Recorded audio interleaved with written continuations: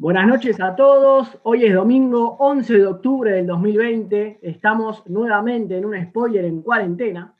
En esta oportunidad está con nosotros el escritor argentino Pablo Martínez Burquet, que nos va a estar hablando de su libro Luz Azul, publicado por la editorial boliviana Otero Ediciones.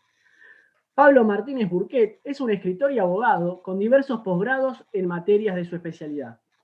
Dedicó toda su vida a la docencia universitaria, es magíster en escritura creativa por la Universidad de Salamanca, tiene publicado 4 libros en solitario: Forjador de Penumbras, editado por Galmort en 2011 y Original Books en 2014, Los Ojos de la Divinidad, publicado por Muerde Muertos en 2013, Mondo Cane, también editado por Muerde Muertos en 2016, y ahora Luz Azul, editado por la editorial boliviana Otero Ediciones en este 2020. Pablo Martínez Burquet también ha participado en numerosas antologías y escribe con regularidad en revistas del género. Sus trabajos se escriben dentro del llamado fantástico rioplatense y se orienta principalmente al terror y a la ciencia ficción oscura. ¿Cómo estás, Pablo? Hola Julián, ¿cómo te va? Muchas gracias por la invitación, muchas gracias a Cronistas Latinoamericanos y un saludo a todos los que se están uniendo a nuestra transmisión para compartir estas perplejidades que vamos a ir desgranando a lo largo de la charla contigo. Muy bien. Vamos dando inicio a esta presentación y la primera pregunta que tengo para hacerte, además, digamos, de agradecerte por estar acá y confiar en nosotros para presentar tu libro, te quería preguntar cómo definirías Luz Azul y qué crees que los lectores encontrarán en esta obra literaria. Luz Azul es un grupo de cuentos que yo fui escribiendo a lo largo de distintos años. Hay algunos que tienen 15 años, otros que tienen 5, otros 2, y que refleja más o menos con bastante fidelidad la mayoría de mis obsesiones a la hora de escribir. Es un conjunto de historias, de cuentos cortos que se inscriben dentro del llamado fantástico rioplatense, esta cosa que es propia de la Argentina, donde vieron la luz tantos memorables escritores que uno trata de imitar, de adorar hasta el plagio, como dijo Borges de Macedonio. Y bueno, por supuesto, Borges, Macedonio, Bioy Casares, Cortázar, pero también Eduardo Ladislao Holmer, Juana Manuela Gorriti, Lugones, en fin, todo una tradición, Horacio Quiroga, indudablemente, toda una tradición de cuentistas que han hecho de esta forma de contar corta que tenemos en el Río de la Plata una tradición y una manera de ser. Creo que van a encontrar una obra que está escrita con todo el ancho del castellano, que va variando de geografías, de circunstancias, de épocas y aún de planetas. Entonces, sospecho, quisiera creer que se van a entretener porque es un libro que está escrito para el Pablito de los 16 años que sigo siendo, más allá de alguna queja de inmadurez que siempre a uno se le achaca por un montón de cosas o por todos estos bichitos que ustedes ven allí que están en mi biblioteca. Creo que es un texto que está hecho esencialmente para entretener y, si se puede, también para reflexionar en torno a la existencia humana. Muy bien, hago una aclaración sobre lo que dijiste y tengo una repregunta también para hacer. Cuando Pablo menciona Macedonio, se refiere al escritor argentino Macedonio Fernández, que fue uno de los más grandes escritores de la primera mitad del siglo XX en la literatura argentina. Y con respecto a lo que mencionaste, me interesaría repreguntarte un poco para que los lectores, para que los oyentes y espectadores de América Latina tengan alguna característica un poco más puntual sobre lo que vos denominaste fantástico rioplatense. ¿Qué es el género fantástico rioplatense y qué características tiene? Bueno, los monos sabios tratan de catalogar cosas, entonces tenemos fuera de la región del Río de la Plata, de la cuenca del Río de la Plata, tenemos el realismo mágico. El realismo mágico, ya sabemos, García Márquez, Rulfo, etcétera, etcétera, etcétera. Aquí se dio otra clase de cuento, pero que también, porque es un problema de etiquetas en el fondo, o de placeres a veces hasta autocomplacientes de la crítica y de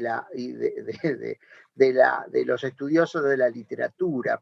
En definitiva, el fantástico rioplatense en general son historias que traman realidades cotidianas, realidades de todos los días, que pueden tener un contenido la mayoría de las veces vinculados a ámbitos urbanos, principalmente a Buenos Aires, pero no desdeñan situaciones del interior del país, en donde se instala un elemento fantástico, pero un elemento fantástico que provoca una torsión de la mirada, que provoca un extrañamiento de los sentidos y que hace que justamente aquello que era cotidiano, que era familiar, se vuelva extraño, se vuelva ominoso. En general están contados siempre en primera persona. Cortázar trató bastante de definir qué era esto del fantástico rioplatense y por qué nos gustaban los cuentos, o por qué aquí en esta región se nos daba más el cuento que la novela, y escribió varios ensayos, y hablaba, bueno, del gusto por el gótico, pero al final, como un perro que da la vuelta a la cola, dice, bueno, este es nuestro perro, este es el que tenemos acá en el patio casero, es como está, el Bobby lo queremos porque es nuestro. Bueno, esto es el fantástico rioplatense. Muy bien, muchas gracias por tu respuesta ilustrativa. Volviendo al tema de tu libro, me gustaría preguntarte qué tópicos o temáticas aparecen inmersas en los cuentos presentes en tu libro Luz Azul. Yo creo que el tópico es siempre el mismo. Es presentar al lector la existencia o proponerle la sospecha de que hay una realidad oscilante. Esto que creemos que es, bien puede ser un engaño de los sentidos, bien puede ser que estemos en medio de un sueño sin darnos cuenta.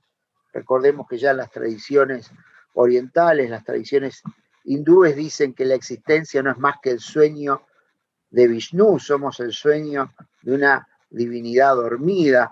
Y entonces, bueno, todas estas categorías de historias apelan a lo mismo, la realidad oscilante. No sabemos si es realidad, no sabemos si es sueño, no sabemos si es símbolo, no sabemos si es locura o sueño de un muerto, porque al final del día, como decía Hamlet en el famoso discurso El ser o no ser, ese país desconocido que es la muerte, del que nadie ha vuelto, dice Hamlet cuando se pone a recitar Calavera en mano, está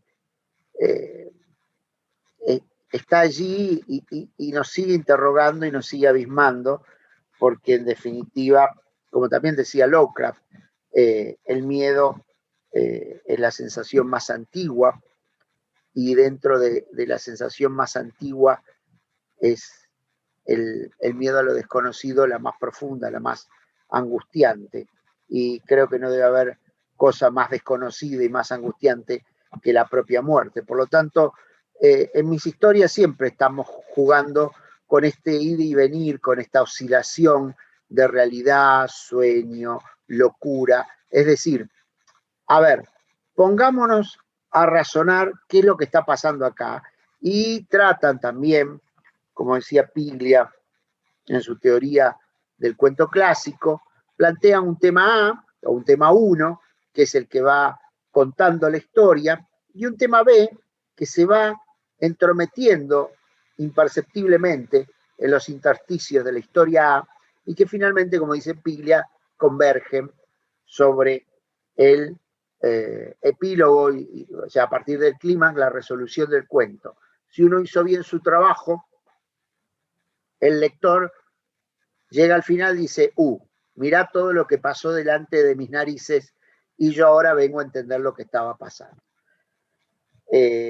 Uno escribe con esta vana pretensión, quizás lo logre alguna vez, mientras tanto voy a seguir insistiendo porque, como decía mi abuela, estropeando se aprende. Muy bien, muy interesante tu respuesta. Citaste a Piglia, le comento al público latinoamericano que está viendo esto, fue un gran escritor argentino que murió hace pocos años, si no me equivoco. Escribía muchos ensayos, novelas y fue el maestro de muchos de los grandes escritores contemporáneos que tenemos hoy en día. Y te quería preguntar, también con esto de tu libro, te quería preguntar cómo surgió la posibilidad de publicar en la editorial boliviana Otero Ediciones.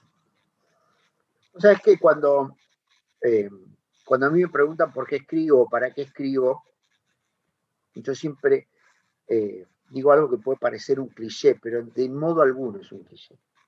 Yo escribo por el placer de los amigos que me da, que me entrega, que me regala la literatura. Mi primer amigo, el primer gran amigo que yo tuve en la literatura es Juan Guinot, también publicado por Otero Ediciones. Otro gran amigo que yo tengo es Damián Blas Vives, de la Biblioteca Nacional.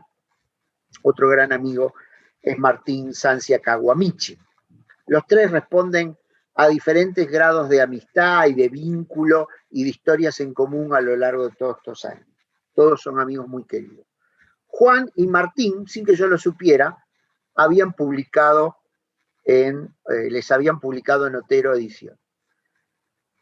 Damián Blas Vives me dice, che, ¿por qué no le propones alguno de tus cuentos? Me parece que por el estilo editorial que ellos tienen, le podría interesar lo que vos estás componiendo. Efectivamente, le escribí a Roger Otero, citando, y hablé con Martín y con Juan, a ver que me confirmaran lo que Damián me anticipaba. Efectivamente, y Roger Otero resultó una persona maravillosa, de quien hoy ya soy amigo, aunque lamentablemente no nos pudimos ver, porque este año que iba a ser la presentación física del libro, y este libro está mayormente destinado a un público, como se dice en inglés, a young adults, a jóvenes adultos. Se vende muy bien, gracias a Dios, en los colegios secundarios. Justo por lo que yo te decía, están escritos para el Pablito de los 16, 15, 16 años, que devoraba libros. Y bueno, le mandé, vos me preguntás, la respuesta al final del día sería de puro caradura. Le mandé una carta de presentación citando a mis amigos como padrinos y le dije, toma, acá tenés lo que te puedo ofrecer. Si te interesa, con mucho gusto lo charlamos. La famosa cita de autoridad. Exactamente. Y después de es más, un día creo que me llegó un mail y yo ni sabía de quién era el que me hablaba, porque me había olvidado que lo había mandado. Y resultó este chico Roger, que verdaderamente, insisto, ya soy un amigo, me siento amigo de él y él también mío. Compartimos un montón de cosas, familiares, profesionales, sobre todo en estos tiempos de pandemia, que viste que pasó, ¿no? Con gente que uno era amigo de antes, en la realidad real, por ahí la pandemia te terminó alejando, y con gente que vos por ahí no te tratabas mucho, la pandemia y los medios de comunicación que tenemos a disposición te fue acercando, y entonces hoy vos tenés por ahí un catálogo de amigos, además de los que ya traías de antes, que se fueron formando a lo largo de estos largos momentos de encierro, ¿no? Bien, ahora, Pablo, si nos permitís, nos gustaría a mí, seguramente al público que está viendo esto, que nos deleites un poco con algún fragmento. Podría ser, si querés, el del primer cuento, había algo allá afuera. Bueno. A ver si se alcanza a ver. Luz azul. Que como ustedes verán, La mayúscula y la mayúscula final están están las dos en mayúscula, y no es un error de tipografía, porque si ustedes leen luz azul del derecho y luz azul del revés, se lee exactamente igual. Este palíndromo... Es que no me había dado cuenta, yo sí me había dado cuenta lo de la L mayúscula, pero no sé por qué no me animé a preguntar al respecto. No me había dado cuenta eso que se lee de derecha a izquierda, de izquierda a derecha, la verdad. Todos los nombres de ese cuento, todos, las calles, los personajes tienen sus nombres, pero hay otros que los que no son los personajes principales tienen nombres que todos son palíndromos. Todos se leen del derecho y del revés igual. Sí. Recuerdo que citás, creo que a un tal Nemen, no Menem, sino Nemen. Sí, recuerdo haberlo leído, que me llamó la atención, le hice un circulito, pero sí. Los otros, la verdad que no llegué a reconocerlos tanto, para ser sincero. Es más, y antes de leerles, el epígrafe, todos mis cuentos tienen un epígrafe. El epígrafe de Luz Azul dice en latín, que me gusta mucho, yo estudié abogacía, así que me encanta el latín. Ingirum imus nocte et consuminur igni. Ajá, vamos dando vuelta en la noche y somos devorados por el fuego, que también se aplica al tema, ¿no? Pero esa frase en latín se lee exactamente igual del derecho y del revés. Un manierismo del autor del libro, pero que quizás les permita también a nuestra audiencia darse cuenta que son cuentos que están muy trabajados, muy pensados, muy elaborados, intentan perseguir un efecto y que todos los detalles encajen como diríamos acá en la Argentina, como un rasti, como un Lego, que haga clac la historia. Bueno, leo un poquito de Había algo allá afuera, que es el primer cuento con el que abre Luz Azul. Todas las noches, luego de encender el sistema de alarmas, tengo que abrir la puerta de mi casa para que el circuito se active. No hay peligro alguno porque vivo en un barrio rodeado de alambrado olímpico, puesto de guardia en el acceso y rondines de seguridad por las calles internas. Eso me permite estacionar el coche cruzado a 2 metros de la entrada de mi casa. Aquí, en las afueras de la ciudad, puedo llevar una vida reposada y sin muchas relaciones, al punto que, para exiliar a los vecinos, me compré todos los lotes vecinos, todos los lotes linderos. No es por nada, pero disfruto mucho de mi soledad. He sabido administrar con recato una herencia y soy de gustos más bien recoletos. Salgo lo mínimo indispensable para abastecerme y comprar algún libro.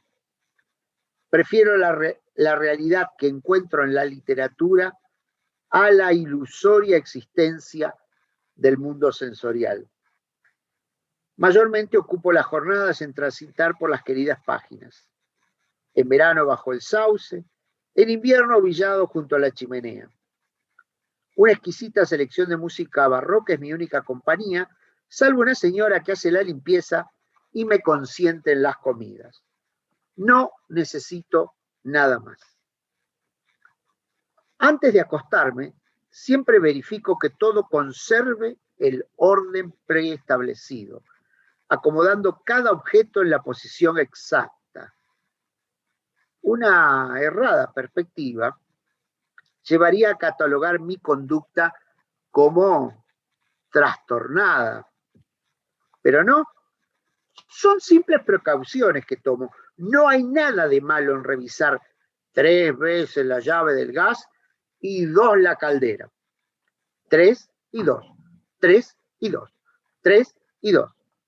O controlar las ventanas y las puertas para que estén clausuradas.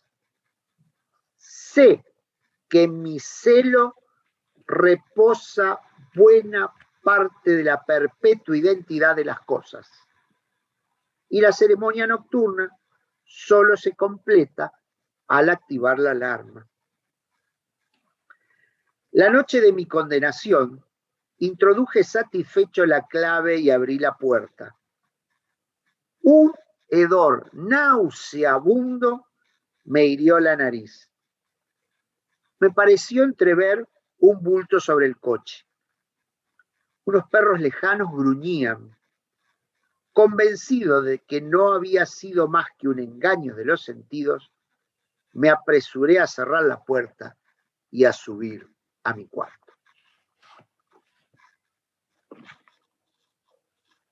Muchas gracias, Pablo. Esto fue un fragmento de Había algo allá afuera, el primer cuento del libro de Pablo, Luz Azul. Y sobre este cuento, sobre este primer cuento, le comento al público que posteriormente en las siguientes páginas hace una mención a Cortázar y a su cuento Casa Tomada. También, teniendo en cuenta lo que habíamos hablado unos minutos antes, acá hay un epígrafe de Macedonio Fernández, que también lo habías mencionado en la primera respuesta. Y te quería preguntar puntualmente sobre el cuento. En el cuento describís un ambiente lúgubre y un clima oscuro, con mucho suspenso, un clima con mucho suspenso, y en sintonía y en relación, digamos, con el cuento de Cortázar, quería preguntarte en este caso si nos podés adelantar o dar una pincelada sobre quiénes son los que estarían tomando la casa y de qué modo se relacionan, si es que se relacionan, si es que el autor del libro quiso relacionarlos con el famoso y célebre cuento de Julio Cortázar. Este cuentito Había algo allá afuera, para mí tiene un valor emotivo, sentimental muy importante. Yo con este cuentito gané el concurso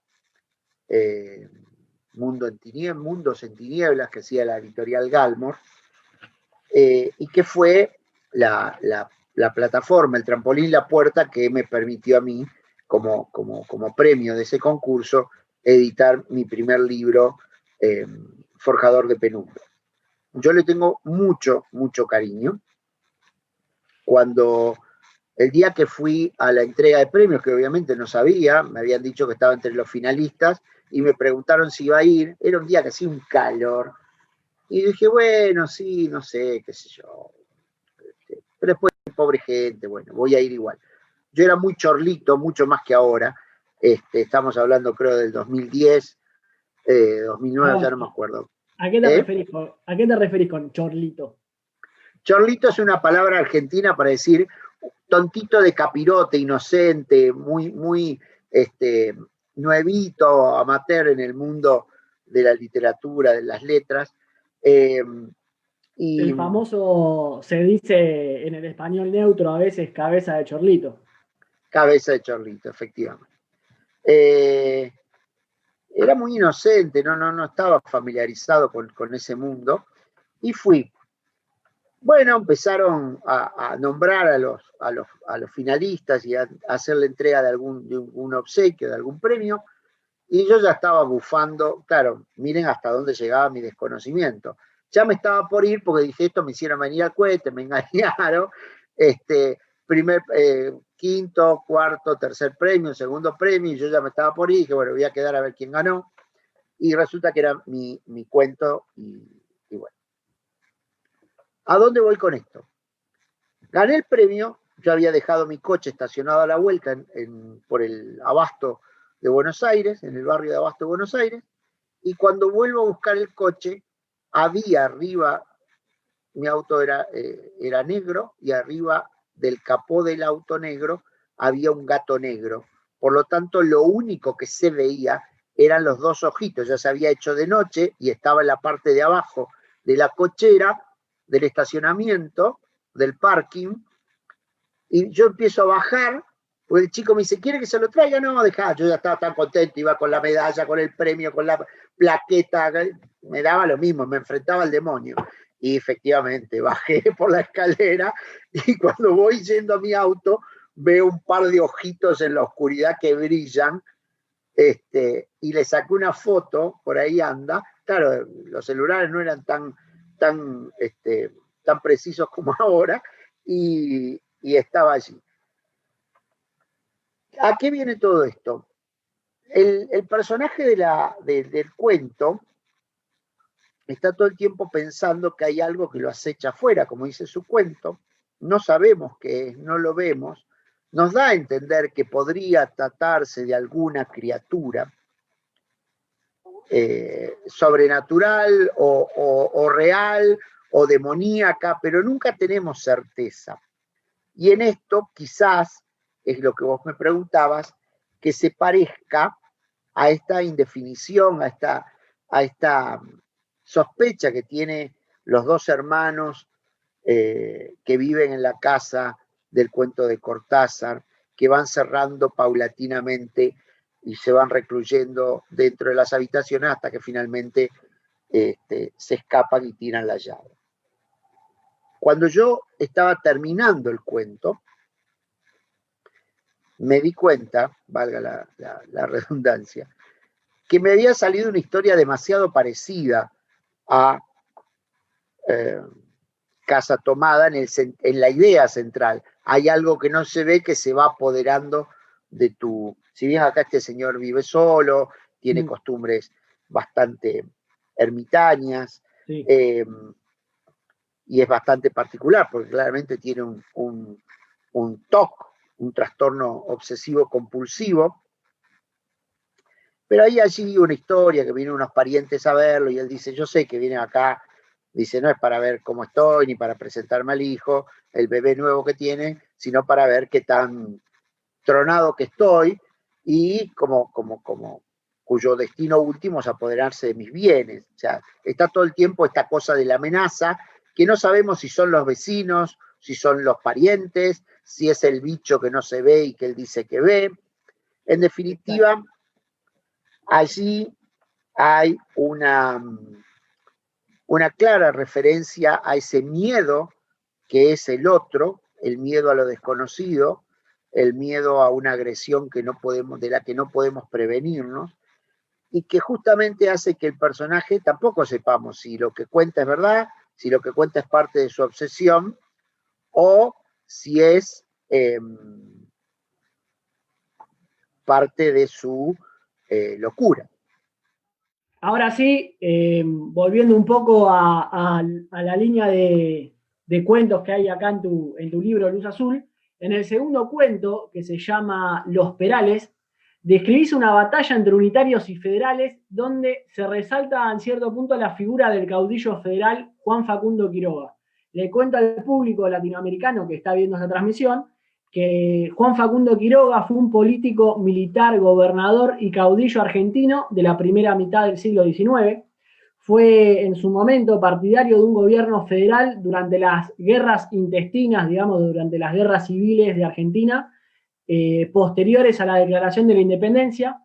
Hacia el año 1835, Juan Facundo Quiroga llegó a consolidar una fuerte influencia y un liderazgo fuerte sobre las provincias de La Rioja, San Juan, Catamarca, Tucumán, San Luis, Mendoza, Salta y Jujuy. Estos territorios, estas provincias corresponden al norte y al oeste de la geografía argentina. Y particularmente sobre el cuento, a mí me gustaría preguntarte, Pablo, ¿por qué decidiste ambientar el cuento en esa época y centrarte o mencionar, digamos, a este histórico personaje? ¿Por qué agregar a Quiroga en el cuento y por qué, digamos, hacer el cuento sobre esta época? Sí, a ver, para escribir, por lo menos en mi entendimiento de lo que significa escribir relatos fantásticos, mi forma de componer un cuento es tipo un injerto. La base, el pie de la historia tiene que ser rigurosamente veraz. Si puede ser basada en hechos históricos, en elementos comprobables, aunque sea a través de la Wikipedia, este es mi principal cometido. Porque mientras más sólida es la base, más fácil me va a resultar que la torsión fantástica resulte verosímil. yo quería contar una historia de un abogado que vive en Buenos Aires, poco dado a la vida del interior, a la vida de la campaña, y que lo invitan el jefe de la comuna de un pueblito que él no conocía, que es Los Perales, que viene con el cura a su estudio, a su despacho, invitarlo, a pedirle que sea el abogado del pueblo, y le pagan una fortuna. Y el tipo acepta. Y un día lo invitan a una fiesta, como si fuera una fiesta patronal, pero era una evocación de una batalla. Esta era la historia que yo quería escribir. Necesitaba alguien que me resultara afín. Yo soy federal por definición, soy de Santa Fe, nacido en Santa Fe, cuna de la Constitución, que tuvo el patriarca de la Federación, el brigadier Estanislao López, que todos ellos le hacían fuerza al centralismo unitario de Buenos Aires. Aunque yo vivo en Buenos Aires, sigo siendo un hombre del interior y absolutamente federal. Entonces quería escribir, mi padre, mi hermano, mi cuñada, son todos historiadores, entonces en mi casa hemos mamado mucho la historia. Y además, es un chiste a mí mismo, yo que me las doy de cervantista, en el capítulo 9 del Quijote, Cervantes dice que la verdad cuya madre es la historia. Entonces, jugando con esto en el fondo, quise fraguar una verdad histórica que, por supuesto, nunca sabremos si lo que le sucede al protagonista, al energúmeno protagonista, es real o es un sueño o es el sueño de un muerto. Este cuento yo también le tengo muchísimo afecto porque fue... yo concursé para el Premio Nacional Bioy Casares y este cuento salió segundo.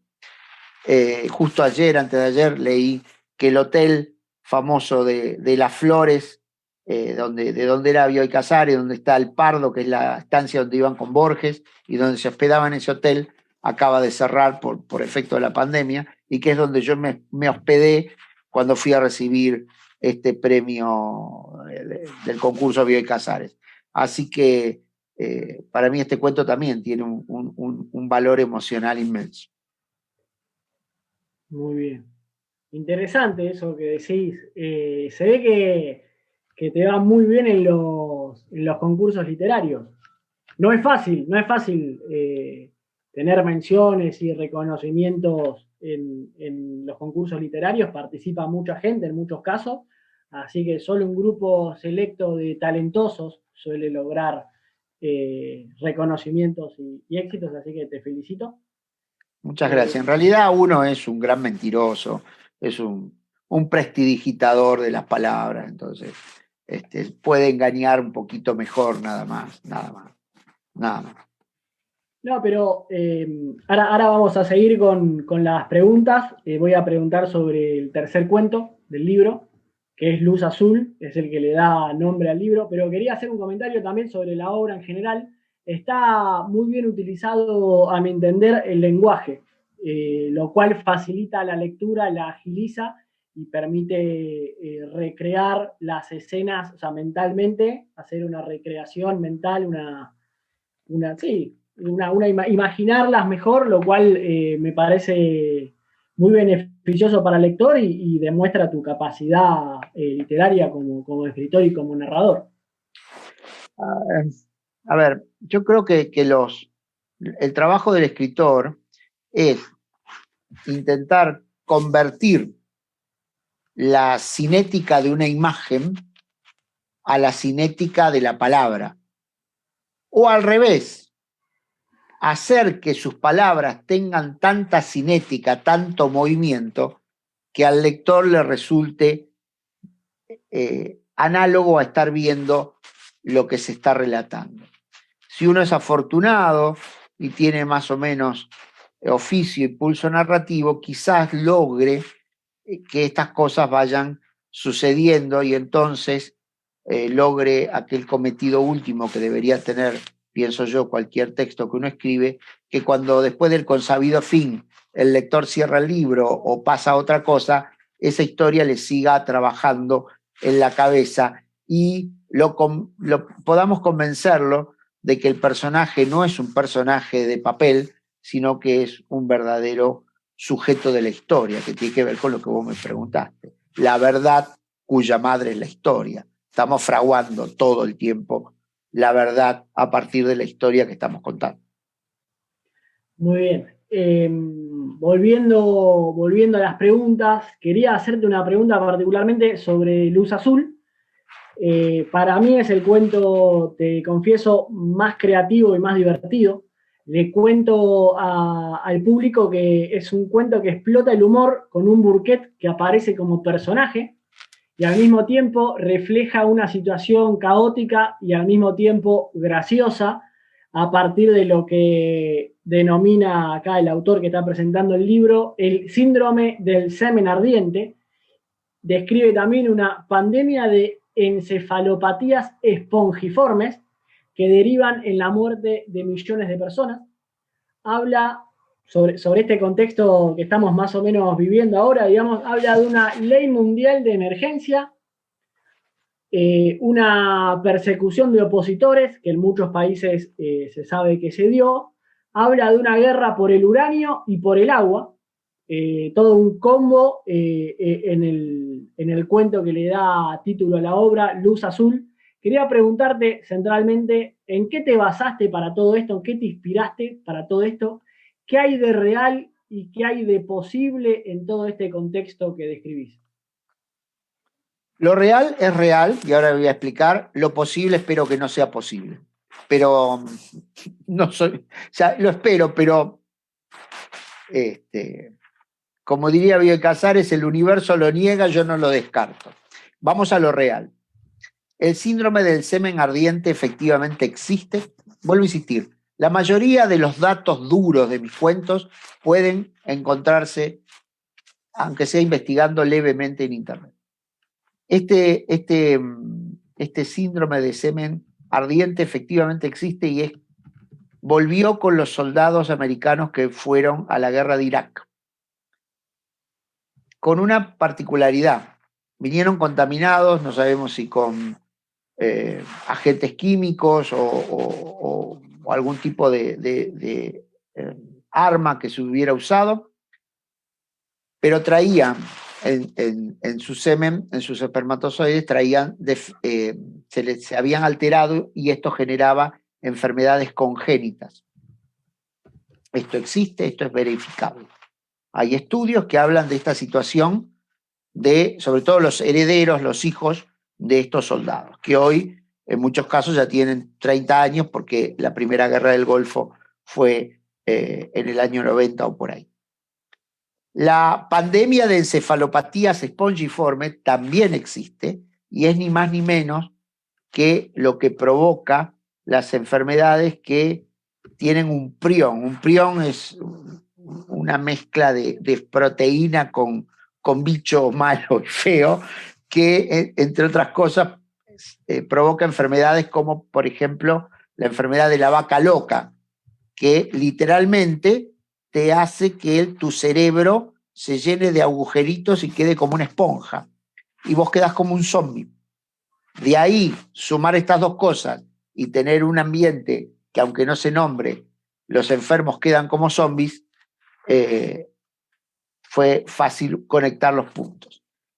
Y después, esto del gobierno unificado, la guerra de los elementos, que son cosas que siempre reaparecen en mis cuentos futuristas. Sí, yo vi algunas cosas, la guerra del uranio, la guerra del agua y algunas que se van repitiendo. Se van repitiendo porque esta es la parte que yo espero que no suceda, pero que cuando yo escribí este cuento salió en el libro Buenos Aires Próxima, que lo hicimos creo en el 2013, 2014, y normalmente cuando un libro se publica uno escribió eso un año antes o más. Entonces, cuando me quiera acordar, ese cuento va a tener 10 años, y lamentablemente describe, yo cuando empezó la pandemia copié un pedacito en las redes de ese libro que parecía que estaba leyendo una noticia del diario. Qué sé yo, uno a veces para escribir tiene que imaginarse qué es lo que puede llegar a suceder conforme las historias que va tramando y lo que uno pueda buenamente entender. Yo ya me estoy poniendo mayor y entonces creo tener alguna sospecha de cómo somos los seres humanos y de cómo podemos reaccionar frente a algunas cosas. Lamentablemente, la pandemia confirmó que muchísimas de las cosas que yo imaginé como posibilidad de en este mundo, porque en realidad Luz Azul trata de un mundo especular, hay un multiuniverso que se va abriendo a partir de el momento.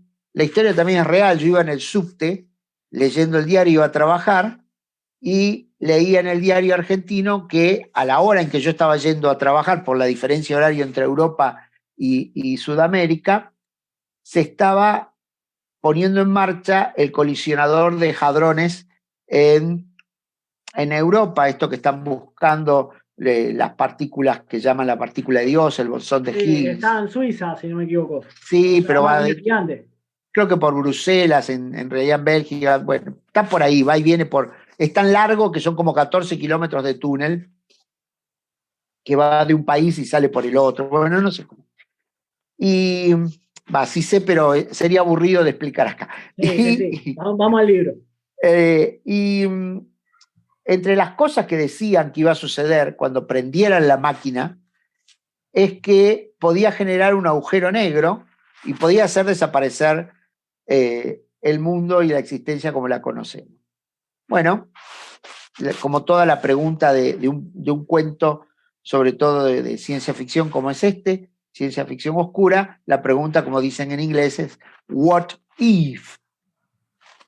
¿Qué pasaría si tal cosa? Bueno, acá, ¿qué pasaría si cuando bajaron el botón efectivamente sucedió esto del agujero negro y hubo una dispersión cuántica y una división de los mundos en varios mundos, o basta que sean dos, donde los mundos, por eso todos los nombres están en espejo, toda la historia por eso tiene este juego de humor que vos señalabas, donde hay un ida y vuelta continuo, volvemos a la idea de realidad oscilante, de vida, de mundo especular, de un lado hacia el otro, por eso los nombres en los dos mundos se leen iguales, porque como son palíndromos, desde cualquiera de los dos lados, de las dos maneras de entender la realidad, también otro de los postulados que yo trato de manejar siempre en mis cuentos, no hay una sola manera de mirar, por lo menos hay dos, la tuya y la mía, para empezar. Entonces, bueno, qué sé yo, espero haberme equivocado, espero que no sea más que un torpe ejercicio de la profecía y no una verdadera profecía. Esperemos porque es caótico y desesperante a veces el mundo que describís. A mí por momentos, le comento al público, como dije, el señor Burket aparece como personaje, me hizo acordar, y aparte reconozco que me generó como cierta alegría leer ese cuento, hay escenas que son cómicas, me hizo acordar un libro de Osvaldo Soriano, que si no me equivoco es Triste, Solitario y Final, donde Soriano aparece también como personaje y hay escenas cómicas, si no me equivoco, lo leí hace muchos años. Creo que en la trama él es como asistente o ayudante de un detective que se llama Philip Marlowe. Lo leí, no sé, si hace más de 5 años seguro. Bueno, yo lo leí multiplicar por unos cuantos, varios claro. Más. Bueno, no recuerdo la trama en detalle, pero sí recuerdo esas características puntuales y sí recuerdo que cuando leí tu libro, cuando leí este cuento puntualmente, me hizo recordar a eso, que es un libro que también en su momento me generó bienestar porque no solo te entretiene la lectura, sino que te divierte, que es un atributo que no cualquier escritor logra generar en el lector. Bueno, muchas gracias. Pasamos ahora, si me lo permitís, al próximo cuento, que es La sombra de Anubis. Sobre este cuento, que es el cuarto, me interesaría preguntarte por qué te basaste en esta figura mitológica egipcia, me refiero a Anubis, y no en otra. Por ejemplo, ¿por qué escribiste o te centraste en la sombra de Anubis y no en el rayo de Zeus y no en el martillo de Thor? ¿Por qué la mitología egipcia y no la griega? ¿Por qué la mitología egipcia y no la nórdica? Por ejemplo, qué nos podés decir de este cuento? Hace un ratito les comenté que mi familia, mi papá es profesor de historia, mi hermano Sebastián, mi cuñada Viviana. O sea, he crecido en un entorno cultural y en un entorno cuyo objeto de estudio era la historia.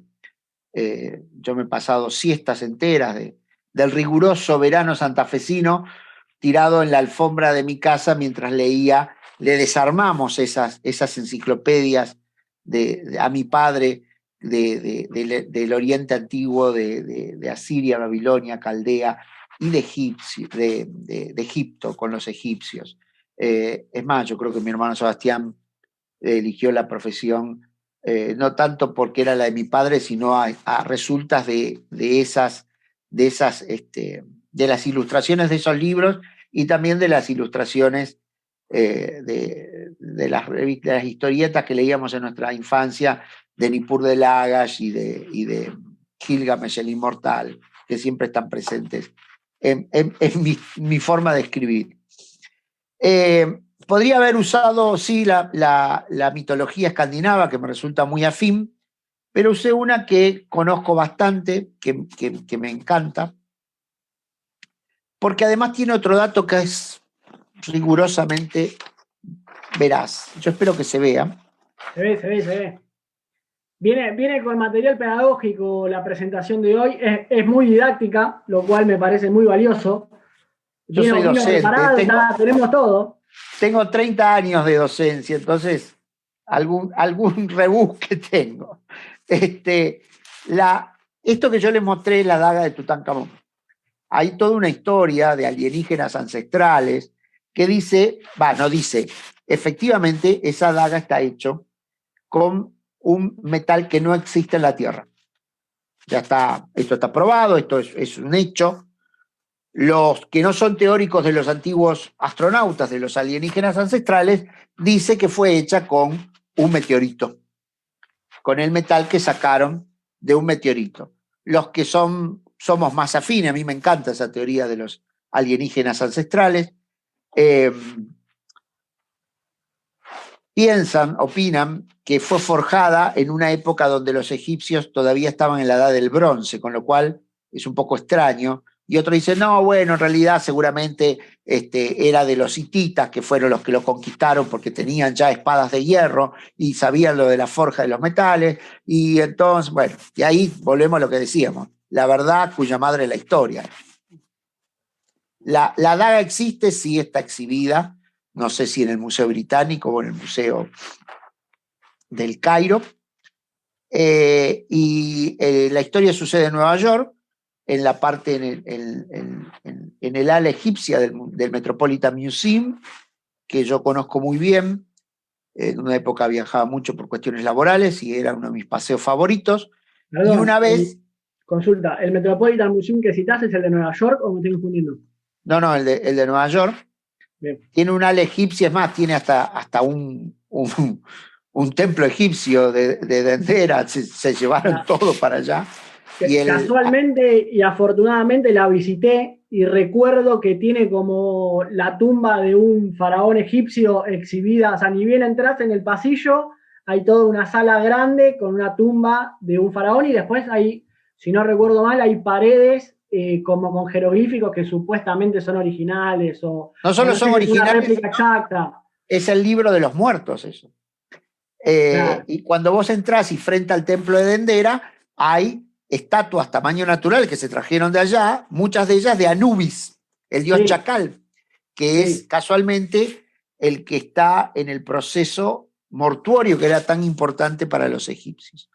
Entonces, y yo una vez que fui, le pregunté a un cuidador, digo, señor, ¿le puedo hacer una pregunta? Y el tipo me miró con una cara espantado, pues seguro que le iba a preguntar dónde queda el baño. Y entonces yo lo miro y le digo, ¿le puedo hacer una pregunta? Sí, me dice, bueno, sí. ¿Cómo es trabajar en un lugar rodeado de tanta belleza? Le dije. Y el tipo me miró y dice, obviamente le hablamos en inglés, ¿no? Entonces me miró, yo dije, no me debe haber entendido mi inglés. Y cuando ya le estaba por repetir la pregunta, me mira y me dice, ¿por qué lo dice? Y le empecé a decir, y me miró. Y entonces dice, espere un momentito. Agarró, vieron que siempre tiene el...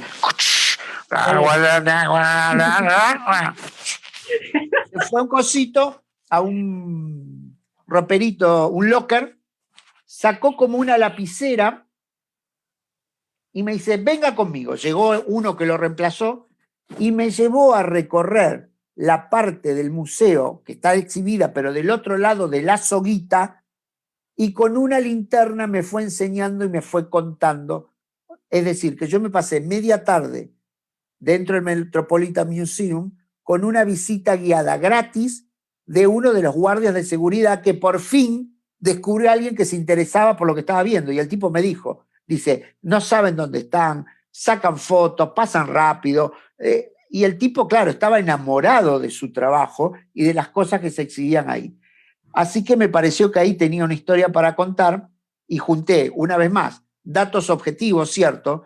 Mi paso por el museo, la daga de Tutankamón, el Anubis que está ahí presidiendo el templo que se robaron y se llevaron a Estados Unidos, y armé una historia de detectives absolutamente hard-boiled, como se dice, en lo que vos decías, en la misma escuela de los detectives de Hammett o de Marlowe, que citaba recién, que citaba el Gordo Soriano, que además era de San Lorenzo. Sí, sí, sí. De hecho, hay una corriente dentro de la hinchada de San Lorenzo que se llama la Soriano, si no me equivoco. Creo que sí, sí. Los cuervos de Soriano, algo así se llama. Yo soy, para la audiencia, soy de San Lorenzo Almagro, el equipo argentino, y cuando fuimos a hacer las fotos de promoción de mi tercer libro, Mondocane, fuimos al cementerio de la Chacarita. Y una de las fotos me la saqué sentado, por supuesto, en la tumba del Gordo Soriano. Así que mirá, lo que vos trajiste fue otro recuerdo y otro hecho común que nos acerca aún más. Yo soy de Racing, no soy de San Lorenzo, tengo un aprecio. Lo siento mucho. No pasa nada, no pasa nada. Tengo un aprecio particular por San Lorenzo porque mi novia, la mujer que amo, es fanática de San Lorenzo, socia, va a la cancha, va hasta a veces sola a la Popular, que es algo relativamente atípico en una mujer. No es que es imposible, pero es poco frecuente que eso suceda. Y con mi novia es frecuente y muy común. Ahora sí, si me lo permitís, volviendo a la presentación que nos compete, te quería preguntar por el siguiente cuento, que es Nuestro último hombre en la luna.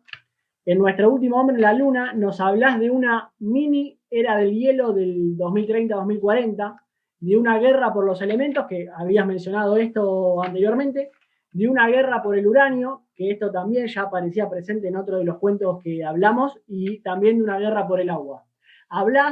Mencionás en este cuento también una invasión alienígena y algo que me llamó muchísimo la atención, una dictadura global, que tiene particularmente como eje en cierto punto a China. Y mi pregunta centralmente es, ¿qué tan posible serían estos conflictos y cuál crees que sería la causa de la próxima gran guerra? O sea, en tu literatura vemos un futuro en cierto punto caótico, disruptivo, y te quería preguntar qué tan posible es esto, que así suceda, y cuáles serían las causas que motivarían esos acontecimientos que vos estarías narrando. Empecemos por lo que es hecho, una vez más, hecho constatable, verificable. Según los expertos, yo en una época trabajé para para cuestiones vinculadas, diseñando productos financieros para mitigar o remediar los daños en la naturaleza, los daños ecológicos, así que estoy bastante familiarizado. Los daños ambientales. Los daños ambientales. Estoy bastante familiarizado con el tema.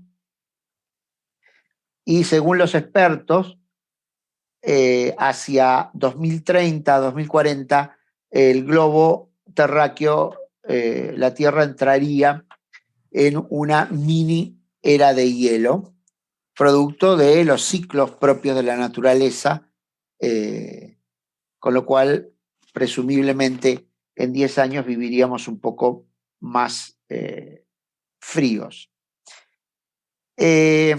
Todo lo demás, si vos me preguntás cómo vislumbro yo las guerras van a ser por los elementos, no tengo dudas.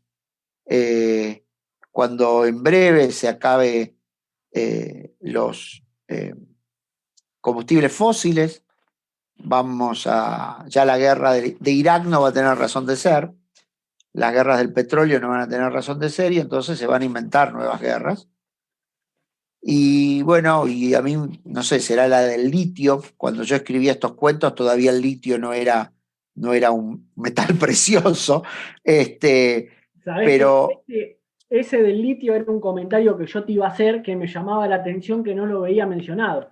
Le comento al público que el litio es lo que se usa para los celulares, para las computadoras, para los smartphones y también, si no me equivoco, para lo que son los autos eléctricos y etcétera, usan baterías de litio. Entonces, exactamente. todo el funcionamiento tecnológico y de transporte y etcétera que tienen las sociedades capitalistas, más que nada las occidentales, las sociedades desarrolladas, estarían necesitando una fuerte demanda de litio, que particularmente, lo aclaro también acá, Argentina y Bolivia son dos de los países que tienen las reservas minerales de litio más grandes del mundo. Del mundo, Ahora efectivamente. Sí, te hago retomar tu exposición. No, es importantísimo lo que decís. Y que esto se enerva con lo que charlamos al principio. Uno escribe cuentos en un momento de la vida y después lo va juntando y los va armando para un libro. Cuando yo escribí este cuento hace bastante, todavía seguramente el litio ya existía, existe como en la tabla periódica de elementos de cuando yo iba al colegio, pero digo, la utilización del litio existía, pero no era todavía por allí algo que estaba en el conocimiento de gente más o menos avisada como uno cree que es. En suma, yo creo que va a haber guerras, yo creo que va a haber guerras por bloques, yo creo que va a haber... y que las guerras van a ser por los elementos, y el último elemento que va a desatar la última guerra va a ser el agua, porque ese sí que no tiene repuesto, y ese sí que no se puede reproducir por ahora en un laboratorio, aunque ya sé que se puede, no, pero el agua como la tenemos ahora, no. Y después, bueno, esto que ese estado de guerra haga que carroñeros espaciales vengan a conquistarnos, y también forma parte de la historia de la humanidad, nada más que puesto en escala planetaria. Humberto Eco decía, hay algo que a mí me gusta mucho, decía que uno tiene que amueblar los cuentos. Mientras más amueblados estén, más verosímiles van a resultar. Yo acá estoy contando una historia del futuro, estoy contando una historia de alienígenas, por más que tenemos todo en la cultura contemporánea, un fuerte sustrato de películas, de series, de novelas, de Orson Welles, desde Orson Welles para acá todos tenemos los marcianos atacándonos, pero igual, cuando uno escribe este tipo de literatura, tiene que tratar que haya una solidez en el marco teórico, en el marco fáctico, para que, insisto una vez más, la torsión fantástica resulte verosímil. Humberto Eco decía que, también con una cita en latín que dice, rentene verba sequentur. El que tiene las cosas, o a partir de tener las cosas, después las palabras siguen solas. Bueno, esta es la idea. Yo armo un esqueleto de situaciones que son verosímiles, no verosímiles, verdaderas, para que lo que viene después, la palabra que la siga, esa cosa, sea verosímil. Interesante. Particularmente, Lucas Berrueso, uno de los escritores que nosotros también entrevistamos en Cronistas Latinoamericanos, no en Spoiler en Cuarentena, que es este segmento, digamos, que se transmite por Facebook en vivo, pero sí en la página de Cronistas que hacemos entrevistas, que a vos también te entrevistamos. Le invito a la gente a que vean las entrevistas en www.cronistaslatinoamericanos.com. Lucas Berrueso también citaba a Humberto Eco y es una persona que también está en tu misma rama de literatura fantástica, de terror, etc. Yo de Humberto Eco leí un libro que no tiene nada que ver con esto, que es Cómo se hace una tesis. Y nada, o sea, todas estas cosas que me cuentan me resultan en cierto punto novedosas y valiosas. Y ahora sí, volviendo a la presentación que nos compete, el próximo cuento sobre el cual te quiero consultar se llama Orfandad. En este cuento planteas un posible apocalipsis enmarcado en un pueblo que tiene la característica de ser molino dependiente, tiene una actividad económica dominante, que es, digamos, la actividad cerealera, es molino dependiente, es de Santa Fe, de donde vos sos oriundo, y lo que plantea acá es que se revoluciona luego del quiebre de la empresa del molino arrocero más importante de la ciudad. Y el protagonista principal en este cuento va narrando como una especie de apocalipsis donde desaparecen las personas, donde el pueblo deja de tener vida, y un montón de características así apocalípticas. Y quería preguntarte puntualmente, ¿qué te motivó a enmarcar el apocalipsis en ese contexto? La primera es que uno trata de escribir sobre lo que conoce. Entonces, un pueblito, la actividad molino dependiente, como vos decís, molino arrocero dependiente, son todos los pueblitos de la cuenca del río San Javier al norte de Santa Fe, todo por la ruta 1,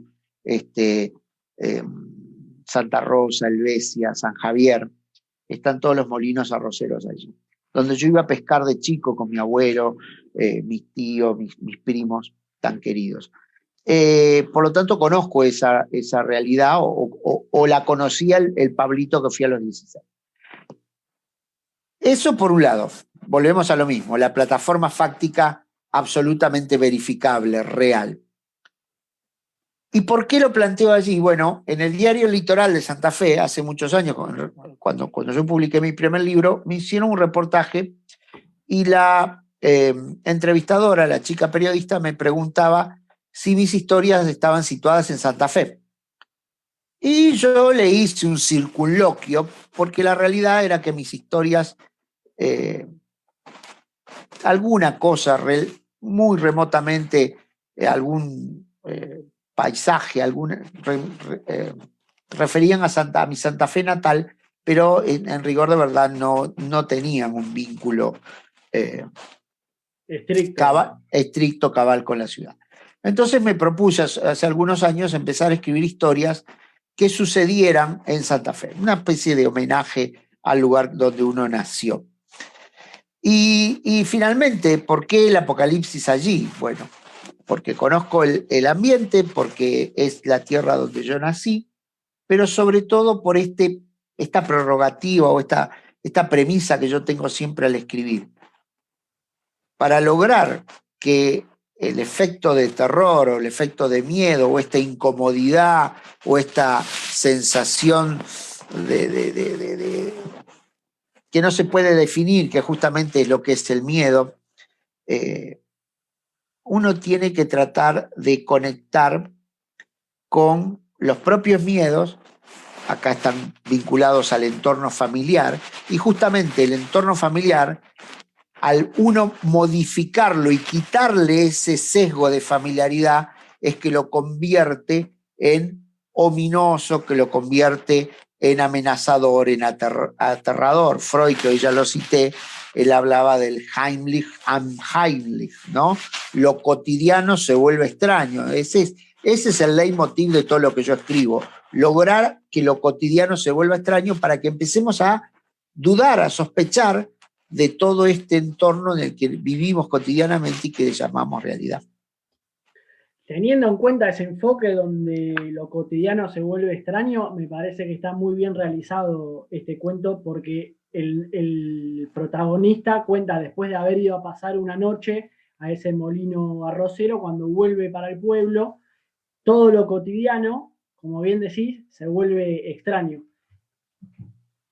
Sí. Y tiene, no voy a spoilearlo, pese a que este segmento, estas presentaciones que hacemos nosotros se llama Spoiler en Cuarentena, tiene un final que a mí me encantó, que es realmente sorprendente con respecto a lo que el narrador va describiendo. Yo creo que ahí, sí vale, yo soy, ¿sabes?, ajeno a las explicaciones canónicas. Yo no creo que el autor tiene que explicar qué pasa. Creo que hay tantas lecturas como tantos lectores y que el horizonte de lectura de cada quien termina pasando por el prisma de sus representaciones y le da una nueva, completa en definitiva, la historia que el escritor les propone. Pero allí, esto que vos planteabas también, tenemos que pensar que esto que vos comentabas tiene que ver con lo que yo cité antes de Piglia. La historia, el tema 1, el tema A, la historia principal, se va contando y entre medio todo esto que en definitiva resulta el final sorpresivo estaba delante del lector. Estaba ya totalmente planteado desde el momento, desde el primer plot point o situación de modificación, de tomar la historia para otro lado. Esto tiene que ver, bueno, con la técnica narrativa y con la idea de generar esta sorpresa y generar esta incomodidad que tiene el tipo de literatura que yo hago. Muy bien. Ahora pasamos a hablar del anteúltimo cuento, que se llama Triskel. Este cuento, le cuento a la audiencia, habla de un elemento o talismán milenario de los celtas que oficia de llave para atravesar la puerta que conduce al mundo supraterrenal. En este cuento, Burket, hablas de un portal que se abre y un hombre que se despide con una carta. Y acá quería hacerte una pregunta un poco más fuera de foco. ¿De quién bueno, quería hacerte que nos expliques un poco qué representa el Triskel y por qué te basaste en la cultura milenaria de los celtas, pero también te quería preguntar de quién te despedirías y qué le dirías a alguien en caso de que ser vos, quién cruzaría ese portal. ¿Qué le dirías y a quién?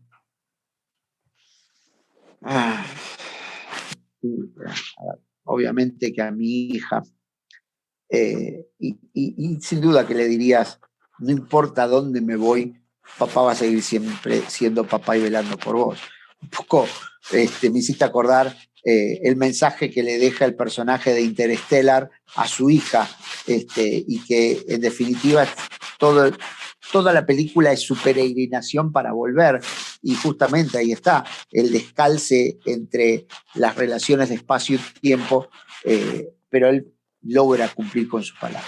Creo que eso le diría a mi hija. Acá la epístola, la carta, porque es un cuento epistolar, está dirigida a Alicia. Alicia no es más que Alicia en el País de las Maravillas. Bueno, tiene estos juegos constantes ahí en mis cuentos, que se pueden leer sin saber que Alicia existió, pero si uno sabe que existió, está pensando. ¿Y por qué elegí esto? Bueno, acá está el Triskel. Existe. Sí, sabía que existe. No solo existe, sino que este es el Triskel de la historia. Yo les conté que en una época trabajaba en cuestiones ambientales, entonces me invitaron a Londres a dar una conferencia. Y fui, bueno, fui a trabajar y qué sé yo, y después me fui a pasear por Londres. Yo no conocía, Y efectivamente, como se dice en el cuento, en esa época no había GPS ni celulares con mapas y Google Maps, entonces andaba con el mapa en la mano y como sucede no pocas veces, dice así en el cuento y efectivamente creo que sucede en la vida, leí el mapa al revés. ¿Cuántas veces hacemos eso, no?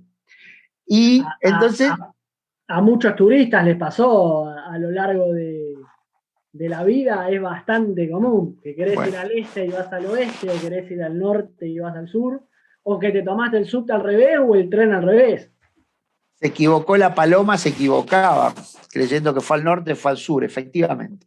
Bueno, yo leí mal el mapa y quería ir a Piccadilly Circus y en lugar de ir, que estaba a 3 cuadras, di toda una vuelta por el parque, pero eso me permitió pasar por enfrente de la St. James Church at Piccadilly Circus, que La existe, iglesia.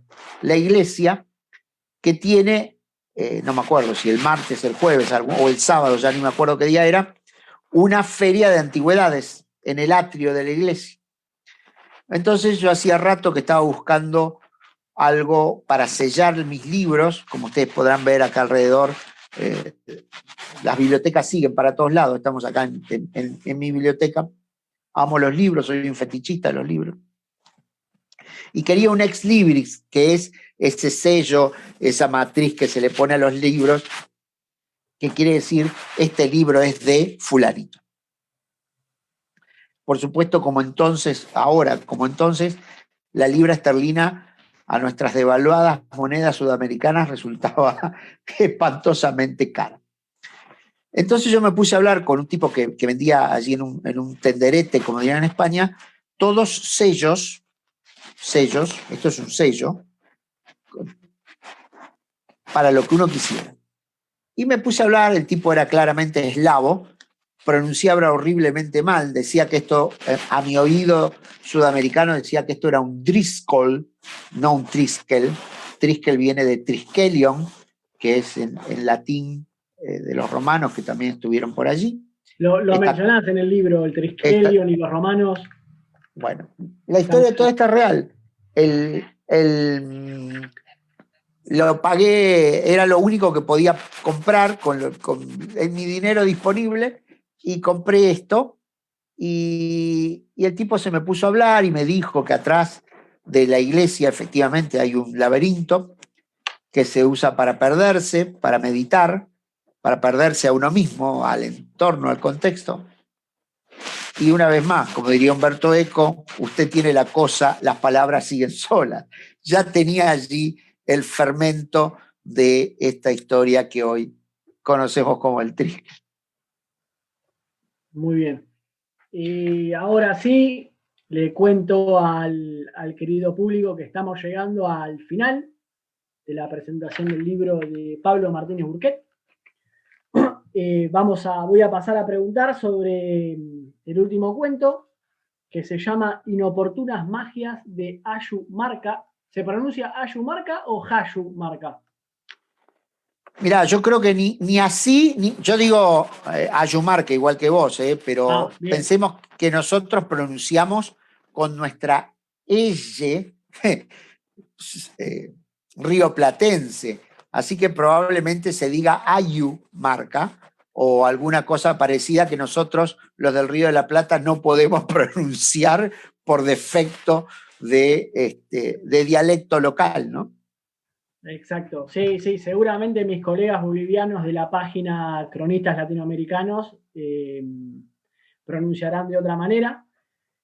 Bueno, volviendo a este tema, a esta pregunta que quería hacerte, le hago una aclaración al público. Este es el cuento, seguramente o muy probablemente, es el más latinoamericano de todos.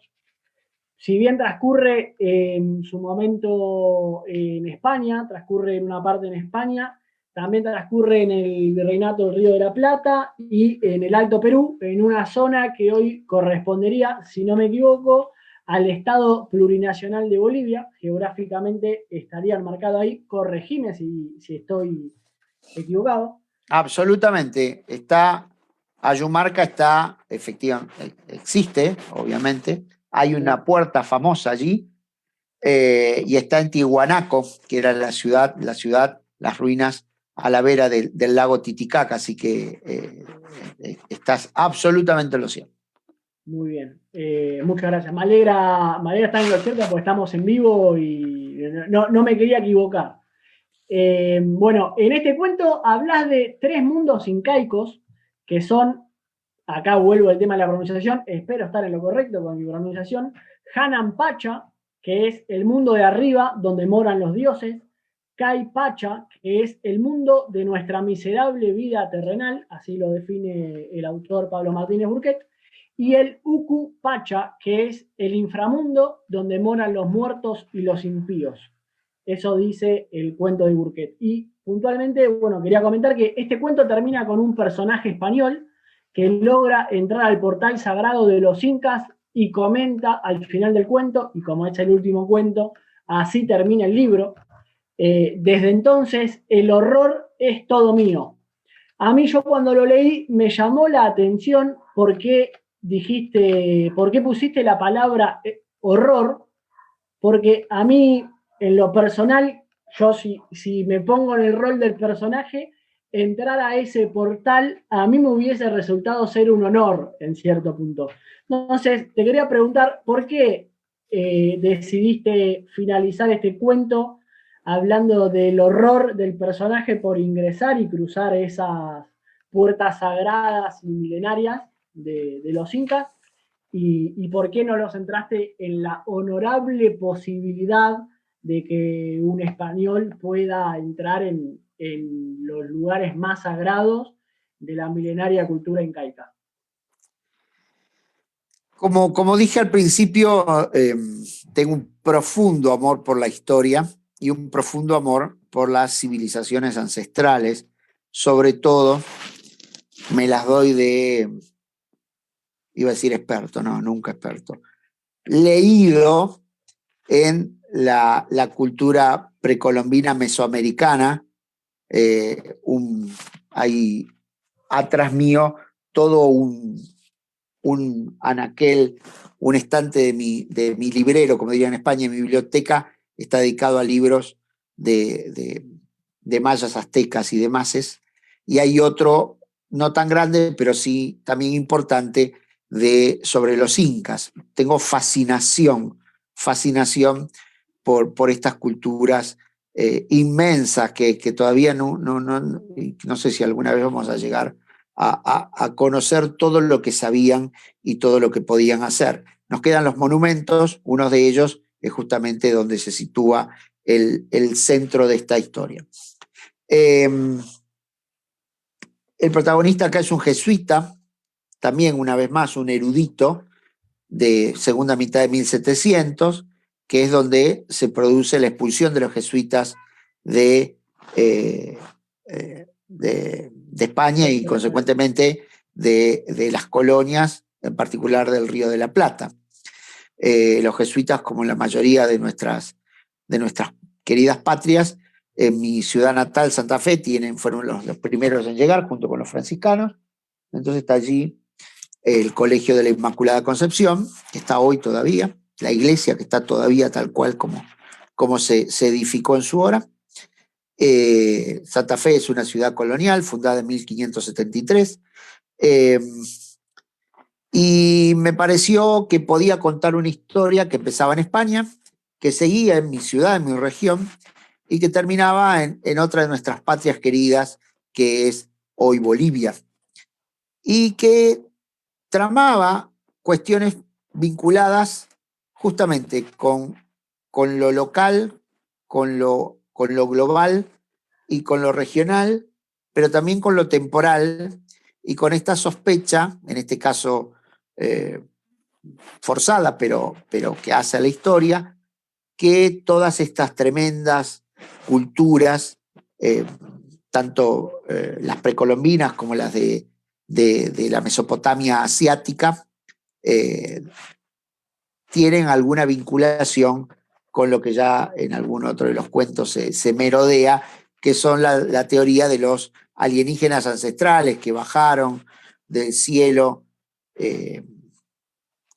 seres que, como dice, esto también está en la Biblia, está en el Génesis 6, dice que los hijos de Dios, los hijos del cielo, vieron a las hijas de los hombres y se prendaron de ellos y bajaron de ellas y bajaron a tener parte, es decir, a mantener, vamos a decirlo elegantemente, comercio carnal, como se decía en el español antiguo, y del fruto de ese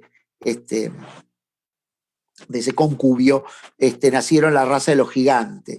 Y en un libro, eso dice el Génesis, dentro de la Biblia canónica, y en un libro apócrifo, que está ex canon, está el libro de Enoc, que cuenta cómo se llamaban estos ángeles y que a cambio del conocimiento, a cambio del conocimiento carnal, nos dejaron conocimientos de la forja de los metales, del régimen de las cosechas, del curso de los astros, del manejo de la herboristería, en fin, todo lo que hace a la cultura, ese desarrollo abrumador que tuvo a partir de un momento y que aún hoy los historiadores no se pueden explicar.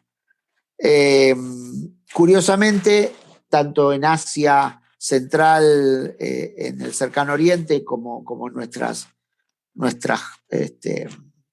realidades indianas, las historias se parecen bastante, y los mitos genésicos, los mitos creacionales, acuden más o menos a los mismos símbolos, y en este caso, justamente el cuento juega todo el tiempo sobre un mito creacional de los incas que tiene su epicentro allí a la vera del lago Titicaca.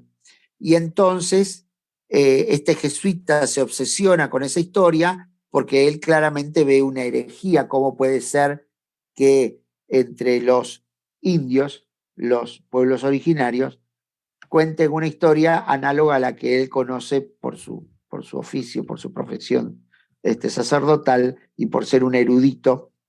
Se corresponde con la del Génesis. Entonces se obsesiona con esto y finalmente logra ir en aquella época al altiplano y a llegarse a donde está esta puerta que existe, la pueden buscar, la puerta de Pumapunku, la puerta de Ayumarca, y bueno, y allí se desarrolla la última parte del cuento, donde aparece también un profesor de los tiempos contemporáneos, y que efectivamente logra atravesar el umbral. Otra vez hay un umbral dimensional, como en Luz Azul, como en el Triskel, como en la mayoría de los cuentos, donde hay una discusión continua en torno a los posibles mundos, las posibles, ahí está en el mundo dimensional mi celular creyendo que le estoy hablando. Y bueno, otros mundos te sacó la concentración. Mundos dimensionales nos hablan. Pero para finalizar, ¿por qué el horror es todo mío? Sí, para mí sería un honor, claramente, coincido contigo, Julián. Sería un gran honor eventualmente tener un contacto con otras civilizaciones ultraterrenas. Por supuesto que creo que me moriría de miedo, pero como está encaminado la historia del cuento, parecería que por alguna razón que desconocemos, ese portal en su hora fue tapiado. Entonces cuando accede a repetir los ritos que en su momento hizo el jesuita y traspasar el umbral, un poco también Lovecraftianamente, lo que acecha en el umbral es algo que provoca horror. Muy bien, buena explicación. Y ahora, si nos querés deleitar con un fragmento, si querés, de este cuento, estaremos agradecidos, tanto yo como los espectadores que están viendo esto ahora en Facebook. Con mucho gusto. Bueno, voy a leer un fragmentito que de alguna manera confirma esto que les acabo de explicar. Dice el joven jesuita recién ordenado sacerdote, o hacía muy poco, es un muchacho joven. Después de descubrir esto que yo les vine contando, dice el cuento, se instaló en su corazón la necesidad de ir al altiplano. Precisaba ascender hasta la ciudad de Tiahuanaco, atestiguar la puerta de piedra, palpar su obra, desentrañar si era realidad o impostura. El padre Alfonso, que es el personaje, se convirtió en un hombre perturbado. Su espíritu expansivo y siempre dispuesto al debate se escondió tras un fantasma hosco y ensimismado. Abandonó los libros de filosofía, de teología y aún las lecturas piadosas y se abocó a recopilar toda la información disponible. En la biblioteca del Colegio de los Jesuitas había un ejemplar de los comentarios reales de los incas, del inca Garcilaso de la Vega.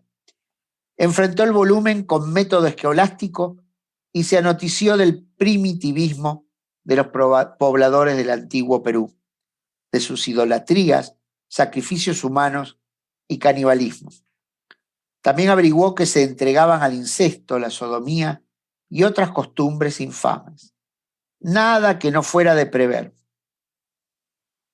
Garcilaso contaba a sí mismo que para rescatarlos de la barbarie, el sol envió a sus hijos, Manco Cápac y Mama Oclio, que emergieron de las aguas del lago Titicaca llevando un cayado de oro. Con este artefacto mágico debían catar el suelo y fundar una ciudad allí donde se hundieran. Todo esto tuvo lugar en la falda del cerro Huanancauri, donde se erigió la ciudad capital del Cusco. Después de mucho penar, consiguió un librito titulado Relación de las fábulas y ritos de los incas, de Cristóbal de Molina, apodado el Cusqueño, y confirmó que era fama entre los incas que los hijos del sol se manifestaron para sacar a los moradores de aquella tierra de la subsistencia sangrienta que llevaban, sin dejar por ensoñar cosa ninguna atinente a la vida y producción, haciéndose el inca rey y maestro de los varones y la colla reina y maestra de las mujeres. Estos ritos no diferían mucho de lo narrado en la carta relación, pero antes que sosegarlo, aumentaron su inquietud hasta hacerla obsesión. Por supuesto que las consideraciones respecto de las costumbres, entre comillas, salvajes de nuestros primeros padres originarios, está deliberadamente escrita como si fuera un europeo de 1700 leyendo las costumbres locales. No es casualmente lo que yo pienso, sino todo lo contrario, pero tiene que ver con ese choque de dos mundos que yo quiero retratar allí en este cuento. ¿Querés seguir un párrafo más que hablas de esos tres mundos incaicos, si te parece? Dale. Hasta que terminan preguntas, si querés. Bueno.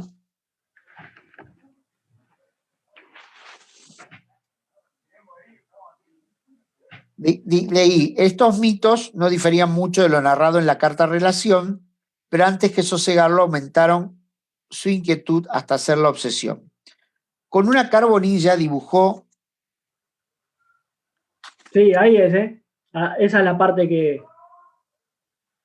Con una carbonilla dibujó en la pared de su celda una puerta de la que salían rayos como puentes hacia los tres mundos incaicos. Anampacha, el mundo de arriba, donde moran los dioses, Caipacha, el mundo de nuestra miserable vida terrenal, y Ucupacha, el inframundo, donde moran los muertos y los impíos de las profundidades. Los otros jesuitas se mofaban de su monomanía. En privado y no tanto, le decían el Inca, pero ya no le importaba. Algo le decía que la historia era veraz. Una y otra vez se formulaba el mismo interrogante. Si creemos que un cuadro puede llorar, se refiere al cuadro de la Virgen de los Milagros en Santa Fe, si creemos que un cuadro puede llorar, ¿por qué no creer en este portal extraordinario?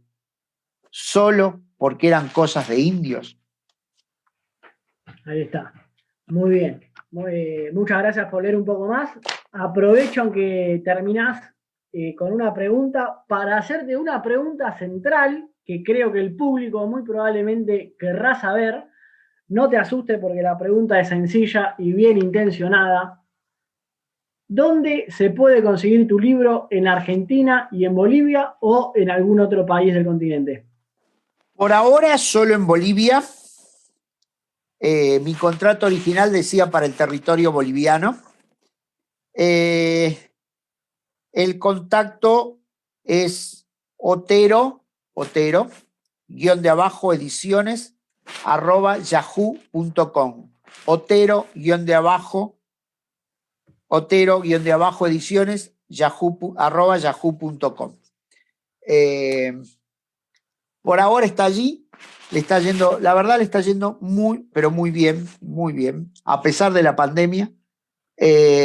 Así que bueno, estoy charlando con el editor a ver si aumentamos el ámbito territorial de nuestro contrato. Yo sospecho que sí, pero por ahora solo está disponible para el territorio boliviano. Muy bien, bueno, dado que la página técnica, si bien engloba colaboradores como yo, que soy de Argentina, hay también de Perú, hay también de Colombia, de Venezuela, de México, la página es oriunda de Bolivia, así que particularmente esperamos que algunos de los espectadores de Bolivia que hayan visto esta presentación tengan la intención de mandar un mail y consultarle a Roger Otero por la posible adquisición de tu libro. Y bueno, te agradezco realmente, Pablo, por haber participado de este spoiler en cuarentena. Te agradezco por haber confiado en nosotros para esta presentación. Para nosotros y para mí en lo personal es sin duda alguna un gran honor que vos estés con nosotros. Sos, a mi entender, un escritor con trayectoria y prestigio en el ambiente literario. Así que sin dudas algunas a nosotros nos enorgullece tenerte acá y a mí en lo personal me enriquece haber escuchado tu presentación y bueno, haber dirigido esta presentación de tu libro Luz Azul. Quería agradecerle también al público por haber visto esta presentación. Sobre todo, nosotros siempre agradecemos de forma más efusiva a quienes lo vieron desde el principio hasta el final. No sé si querés dar vos también algunas palabras de agradecimiento. Te cedo la palabra. Sí, por supuesto que sí.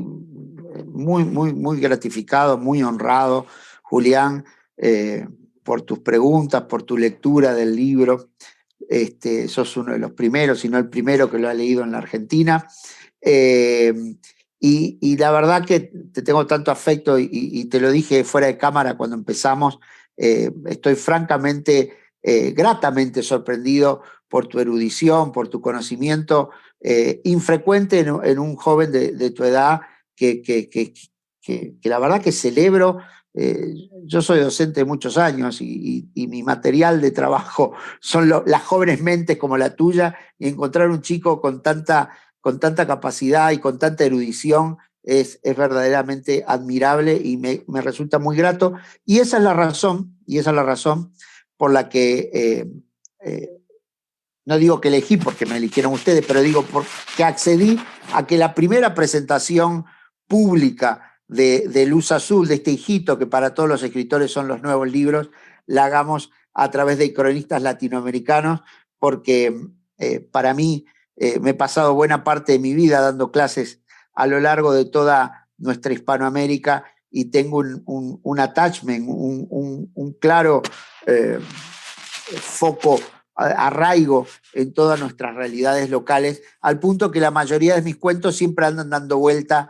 Acá en este libro quedó que anda por la geografía sudamericana, pero hay otros que andan dando vuelta por México, Honduras y todo Mesoamérica, y después andan siempre por algún lado de nuestras realidades cotidianas hispanoamericanas. Así que un verdadero placer, una alegría, un honor y un saludo y agradecimiento a todos los que nos estuvieron siguiendo y que nos van a seguir viendo en el canal de YouTube cuando esto, después de este vivo, quede grabado para los próximos televidentes. Así que muchas gracias, de verdad, de corazón. De mi corazón con Drácula. No, muchas gracias, en serio, también. Se te notaron tus años de docencia porque fuiste realmente didáctico y pedagógico a la hora de explicar detalladamente cada cuento, lo cual me pareció muy positivo. Espero que el público también lo haya notado de esa manera. Ya tendremos las devoluciones. Y por último, lo que quería decir para el público, no se olviden, por favor, si quieren, están invitados a ver el próximo domingo. Vamos a tener una nueva presentación de libros en esta segunda temporada de Spoiler en Cuarentena. Va a estar presentando su libro Morena Ponce, que es una poeta patagónica del sur de la República Argentina. Va a estar presentando El lado áspero de la ternura, un libro editado recientemente por la editorial de poesía Peces de Ciudad. Los invitamos también a ver esa presentación, que va a ser hasta ahora el último capítulo de Spoiler en Cuarentena en esta segunda temporada, el 10º y último capítulo de Spoiler en Cuarentena en la segunda temporada. Ahora sí, nos despedimos. Muchas gracias. Los esperamos el próximo domingo a la misma hora por el Facebook de Cronistas Latinoamericanos. Vamos a seguir con otro Spoiler en Cuarentena. Espero que les haya gustado. Muchas gracias, Pablo. Muchas gracias a todos ustedes. Un cariño grande. Nos despedimos. Chau, Muchas chau. gracias.